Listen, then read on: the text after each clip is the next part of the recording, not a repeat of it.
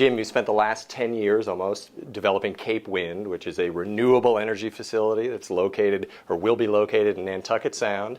Lots of controversy around it, but before we get to that, let's start with the promise of this. What is the goal of Cape Wind? Well, Cape Wind is going to be America's first offshore wind farm. It's going to consist of 130 wind turbines located about 6 miles from Hyannis on a very shallow shoal that most boats avoid.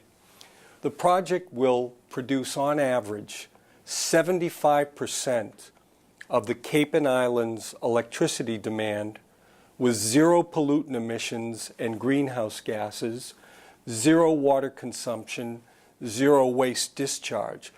So this is the beginning of a new path to a sustainable energy future for this region. Here we can take, with a project like Cape Wind and many more like them, we can put local people to work harnessing a local resource that's inexhaustible and will actually contribute to a better energy future for our children. And given that, why has it taken 9 years? It's extraordinary. You've spent 9 years, $45 million of your own company's money, just basically proposing this, and yet seemingly blocked at every turn. Why is that? Well, I think people naturally have a fear of the unknown and a resistance to change.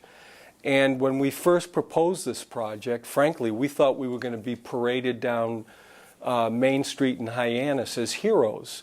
But like with any project, particularly in New England, there's always going to be some slice of opposition. And very early on in the project's development, before any of the facts were on the table, a very well-entrenched elite on the Cape, competing business interests, formed an opposition group to try to block this project. And do you think that is competing business interest? Is it people who have a vested interest in the current energy source, or is it rich homeowners who just don't want to look out and see small windmills on the horizon? I think it's a combination of both, Henry. And for example, the head of the opposition group owns one of the largest privately held coal and petroleum coke companies in the United States. There is oil and coal money that have been funding the millions of dollars this group has expended in trying to block this renewable energy project.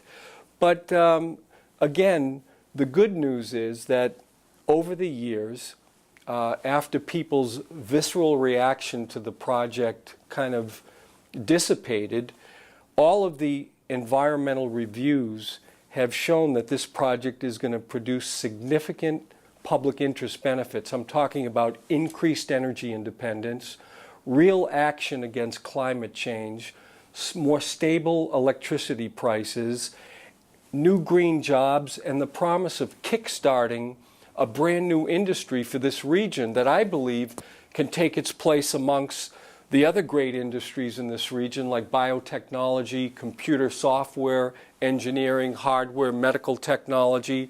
So there's a real opportunity for us to become global leaders in offshore renewable energy.